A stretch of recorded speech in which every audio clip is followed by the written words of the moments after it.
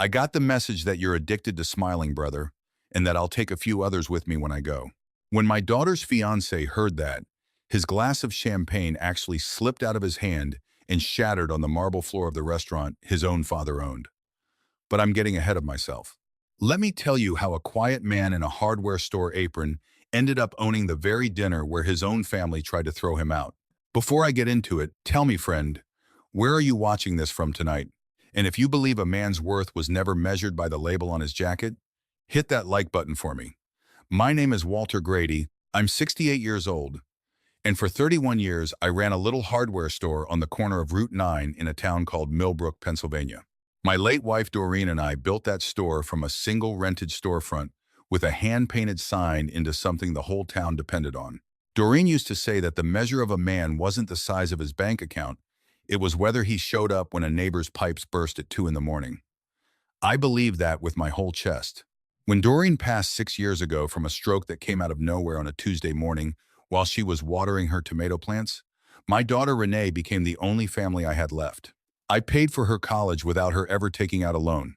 I paid for her wedding photography course when she decided she wanted to be a photographer instead. I never once let her see me struggle, even in the years when the store barely broke even. But sitting in the corner of a private dining room at Cataneo's, the fanciest restaurant in 3 counties, for my daughter's engagement dinner, I understood something I had refused to understand for a long time. I hadn't raised an independent woman. I had financed somebody else's idea of what a Grady should look like. The room smelled like white truffle oil and fresh-cut peonies. I sat near the back at a table set for 12, wearing the same navy blazer I'd worn to Doreen's funeral, brushed and pressed, but with a shine at the elbows that no amount of ironing could hide. Across the room, Renee sat beside her fiancé, a smooth-talking real estate developer named Preston Cataneo, whose family owned this restaurant and half the strip malls in the county. Preston's mother, Deborah, held court at the head of the table in a way that made it clear whose party this actually was. I heard her murmur to the woman beside her, not quietly enough, that she couldn't believe Renee's father showed up in a coat from a thrift store. "It's like inviting the delivery man to sit at the head table," Deborah said and laughed behind her wine glass. My daughter was sitting close enough to hear every word. She looked at me for half a second, then looked away and laughed along with the table, a small, embarrassed laugh that told me everything. She said absolutely nothing in my defense. I sat there with my hands flat on the tablecloth, feeling something cold settle behind my ribs. This was the same girl I had taught to ride a two-wheeler in the parking lot of my store on Sunday mornings before we opened. The same girl who used to fall asleep on my shoulder during the drive home from her grandmother's house. And she had just let a room full of strangers call her father a delivery man without so much as a word in return. That silence cut deeper than Deborah's joke ever could have. What none of them knew, what Renee had specifically asked me not to mention, was how this entire engagement party had come to exist in the first place. 3 weeks earlier, Preston had come to my house, sitting at my kitchen table with his tie loosened, telling me his construction business had hit a rough patch, and he simply could not afford the kind of engagement dinner his mother expected for the family name. To spare him the embarrassment, and honestly to spare my daughter the shame of a smaller ring, a cheaper venue, I quietly transferred $11,000 into his account. Preston told his own mother that the money came from a commercial property deal he'd closed early. I let him have that story because I love my daughter, and I thought protecting his pride was the same thing as protecting her happiness. Instead, I had bought myself a front row seat at a dinner where people laughed at my coat. After the appetizers were cleared, Preston caught my eye and tilted his head toward the hallway outside the private room, a hallway lined with black and white photographs of the Cataneo family posing in front of buildings they'd built. For one foolish second, my heart lifted. I thought he might be pulling me aside to thank me quietly, to apologize for his mother's comment. Instead, he leaned against the wall, arms crossed, and told me there was a situation. He said the venue for the wedding itself, the one his mother had already announced to half the town, was going to run another $18,000 more than they'd budgeted, and he needed it wired by Friday. I asked him if he understood what he was asking after I had already covered tonight without his mother ever knowing.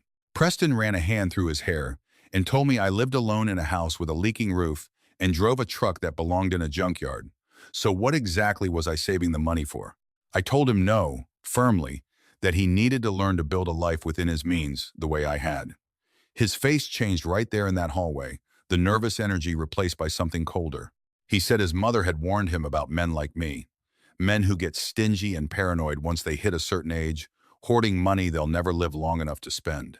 "Keep it then, old man," he said, "but don't expect a seat at our table once we're settled." He turned and walked back into the dinner, leaving me standing alone under a photograph of a building I now understood I had quietly helped pay to renovate the lobby of, though he didn't know that yet either. I needed air, so instead of walking back into that dining room full of peonies and quiet laughter, I pushed through a service door I knew from experience would lead to the kitchen.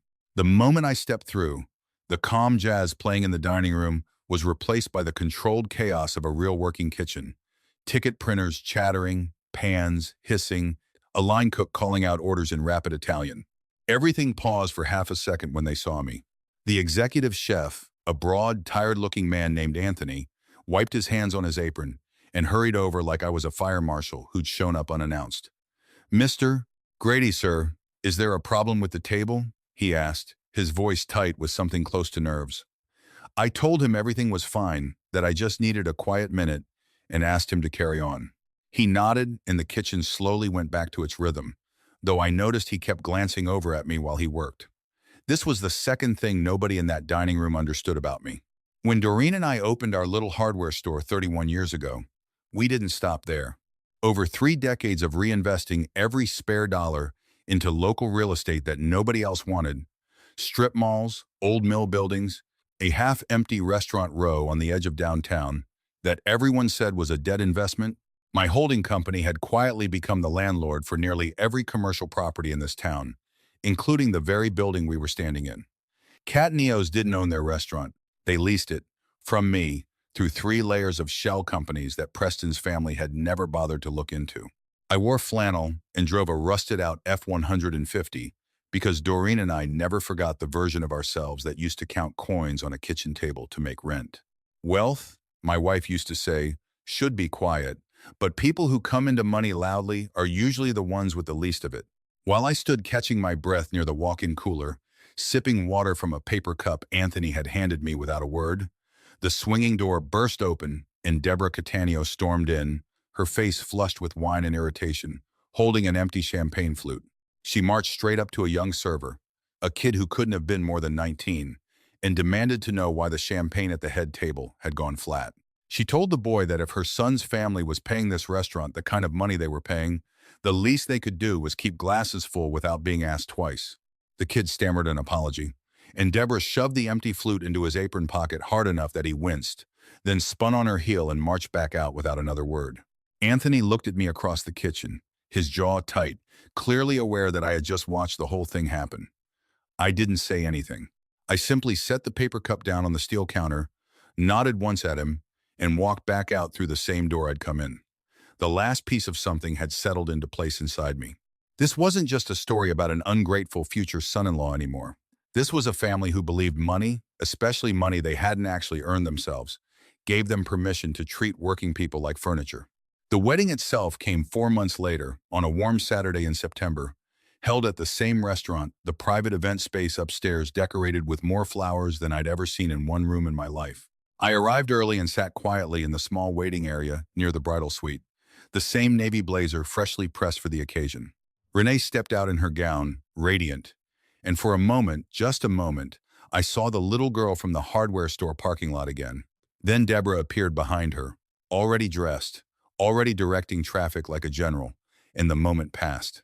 Deborah looked at me sitting there, and her mouth tightened into a thin, practiced smile.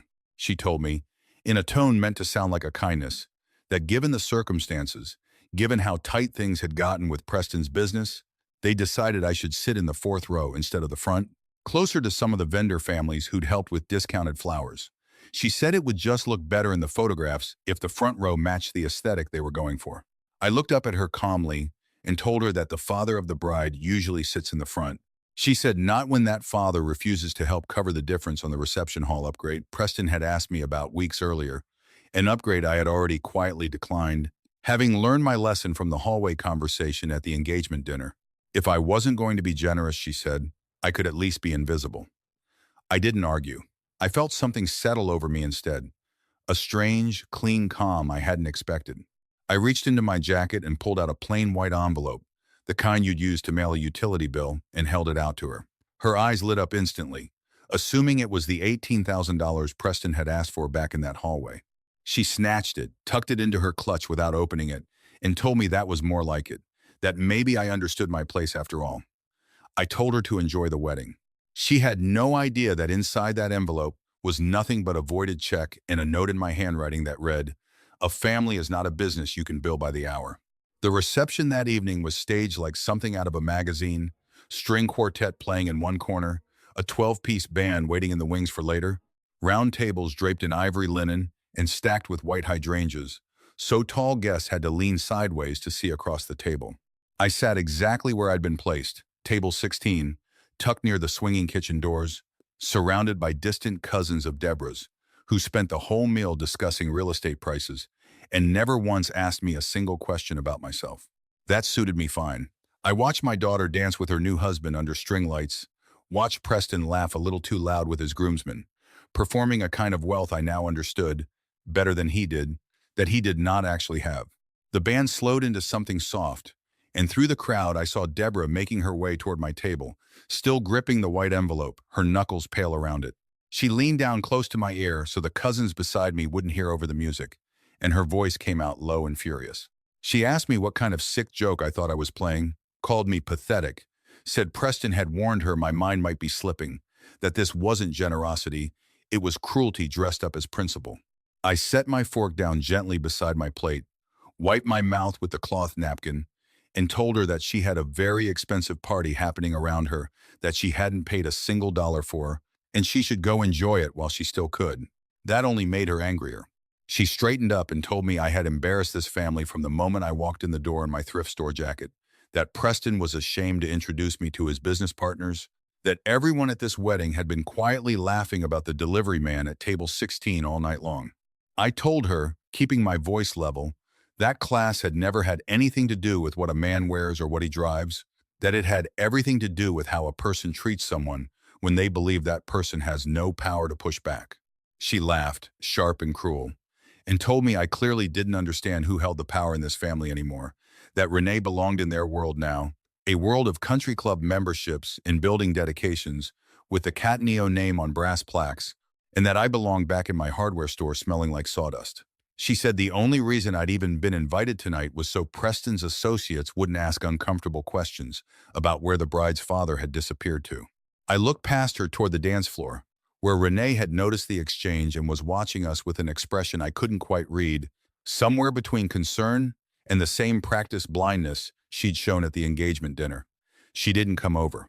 She turned back to Preston instead, and he pulled her closer, whispering something in her ear that made her laugh, both of them pointedly not looking in my direction. Deborah straightened her shoulders, tucked a strand of silver hair behind her ear, and delivered the line I now understand she'd been building toward all evening. She told me this was her son's wedding, her family's restaurant, her night, and I was not going to sit there 1 second longer wearing that ridiculous jacket, dragging down the atmosphere she had spent 8 months curating. "Get up," she said. "Get out of this building, and don't come back until you've learned some humility about your place in this family."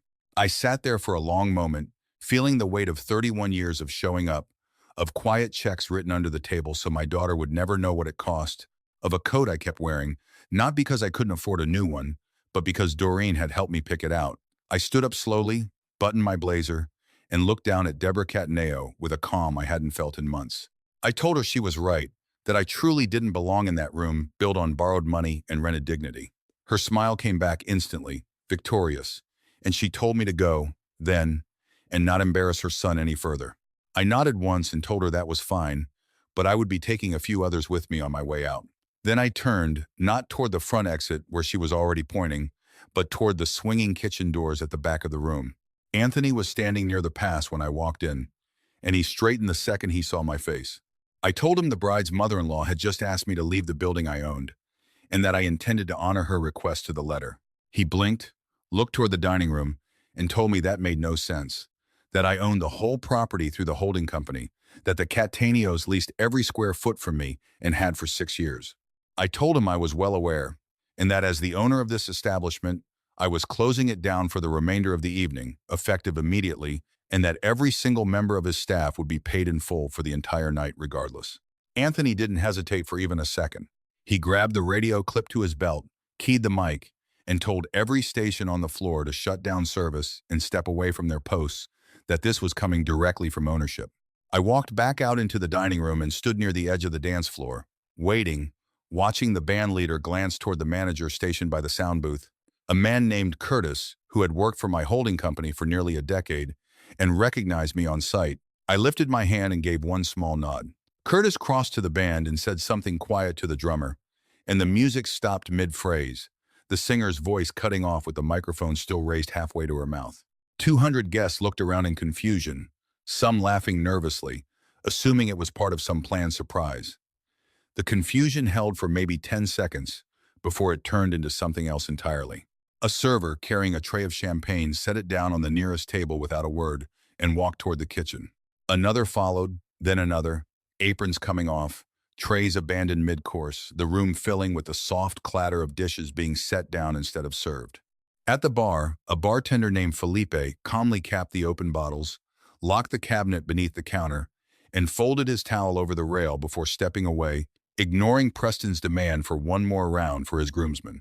Deborah stood frozen near table 16, the same spot where she'd just delivered her victory speech, watching her curated evening unravel in real time, her face shifting from confusion to something closer to panic, as she grabbed a passing server by the sleeve and demanded to know where everyone was going.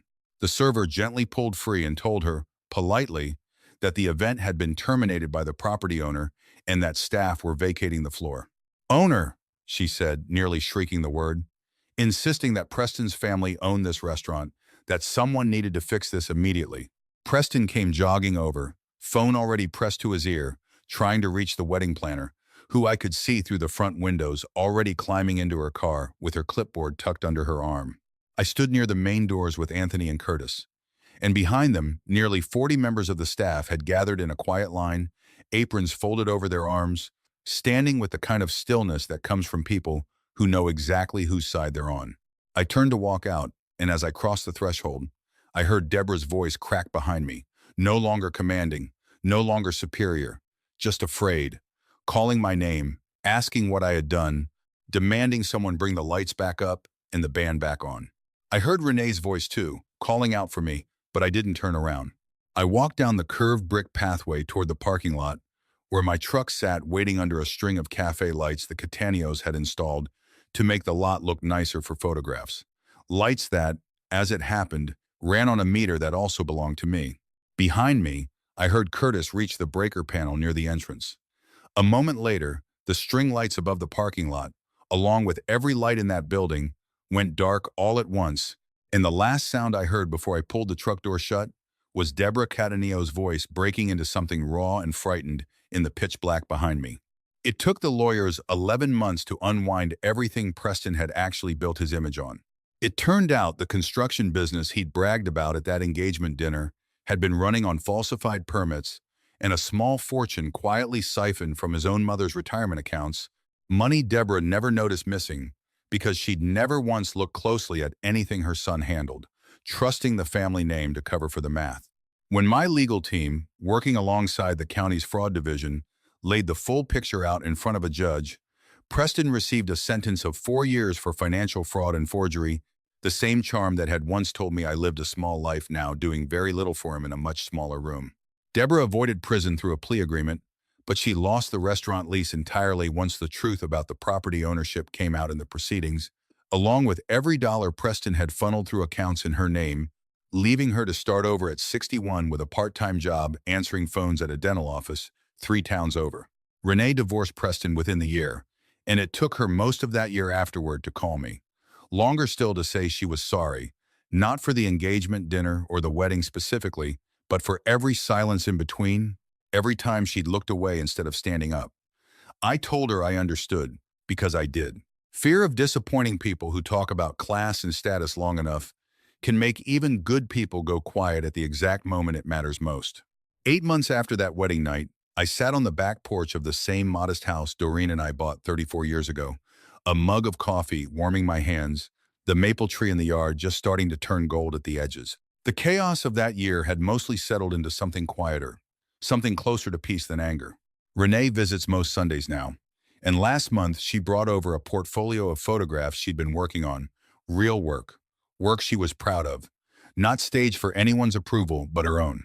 I unrolled a set of blueprints across the porch table that morning, plans for a new building going up on the old restaurant row downtown, a trade school named for Doreen, offering carpentry and plumbing and small business courses free of charge to anyone in this county willing to put in an honest day's work. It's the kind of place my wife always wanted to build, long before either of us had the money to do it, and now, finally, we do.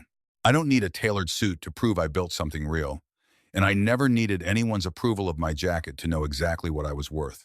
If there's one thing this whole ordeal taught me, it's that love without honesty isn't really love. It's just quiet financing for someone else's performance. And sometimes the kindest thing a father can do isn't writing another check. It's finally putting the checkbook down and letting the people you love find out who they are when nobody's paying for the show anymore. If this story meant something to you tonight, tell me in the comments what you would have done in my shoes, and subscribe for more stories like this one.